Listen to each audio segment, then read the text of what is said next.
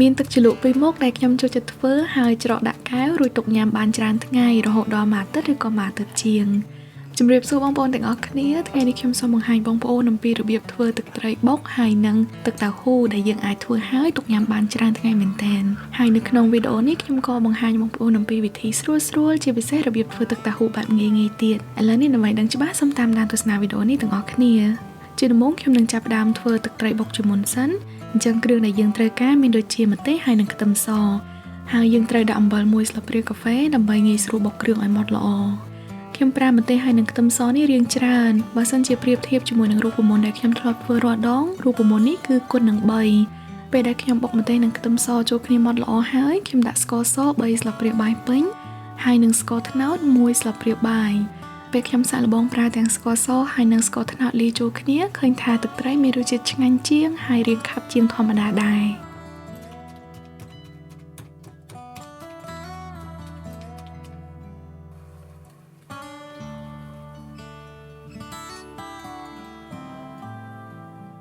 បន្ទាប់មកយើងត្រូវដាក់ទឹកក្រូចឆ្មា12ស្លាបព្រាបាយពេញហើយកូរវាលាយចូលគ្នារហូតទាល់តែស្កររលាយអស់ប៉ុន្តែដោយបងប្អូនដឹងហើយថាមិនថាទឹកត្រីឬក៏ជ្រក់បន្លែអីផ្សេងបើសិនជាយើងប្រើក្រូចឆ្មាគ្រឿងនោះទុកអត់សូវបានយូរទេវាអាចនឹងប្រែប្រួលរសជាតិឬក៏ទៅជាខូចតែម្ដងប៉ុន្តែសម្រាប់ទឹកត្រីនេះវិញទោះបីជាយើងប្រើក្រូចឆ្មាក៏ដោយយើងនៅតែអាចទុកវាបានច្រើនថ្ងៃគួរសមដែររសជាតិអាចថានឹងខុសគ្នាបន្តិចបន្តួចប៉ុន្តែនៅតែមានរសជាតិឆ្ងាញ់ចុងក្រោយយើងដាក់ទឹកត្រីចូលចំនួន12ស្លាបព្រាបាយរួចហើយកូរវាចូលគ្នាម្ដងទៀតបន្ទាប់មកភ្លក់មើលថាតើវាមានរសជាតិល្មមហើយនៅតែប៉ុណ្ណឹងគឺរសជាតិស្រេចបងប្អូនអាចច្រកវាទុកដាក់នៅក្នុងកែវហើយទុកនៅក្នុងទូទឹកកកពេលដែលយើងចង់យកមកញ៉ាំជ្រលក់ជាមួយនឹងសាច់គ្រឿងសមុទ្រឬក៏បន្លែអីផ្សេងយើងអាចដួសដាក់ចានតិចៗមកក៏បានដែរ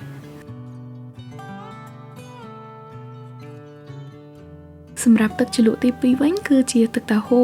តាមពិតទៅខ្ញុំធ្លាប់បង្ហាញបងប្អូនអំពីរបៀបធ្វើទឹកតៅហ៊ូម្ដងហើយប៉ុន្តែនៅក្នុងវីដេអូនេះខ្ញុំបង្ហាញអំពីវិធីធ្វើទឹកតៅហ៊ូតាមបែបងាយស្រួលជាងទៀត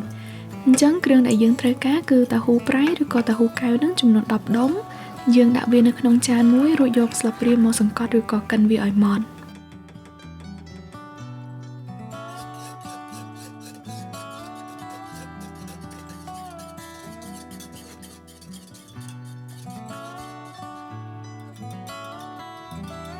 ពេលដែលតៅហ៊ូរបស់យើងម៉ត់ល្មមតាមដែលយើងចង់បានហើយយើងត្រូវដាក់ទឹកត្រីបុកដែលយើងបានធ្វើអំបាញ់មិញ5ស្លាបព្រាបាយ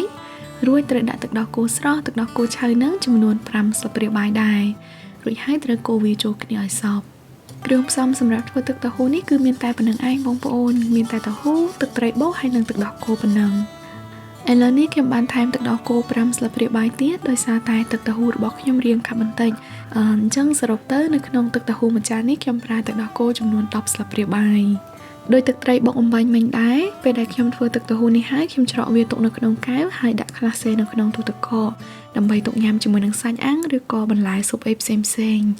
អរគុណច្រើនបងប្អូនទាំងអស់គ្នាខ្ញុំសង្ឃឹមថាបងប្អូនចូលចិត្តវីដេអូបែបនេះប្រសិនបើបងប្អូនចូលចិត្តសូមកុំភ្លេចជួយចុច like និង share វីដេអូឲ្យខ្ញុំផង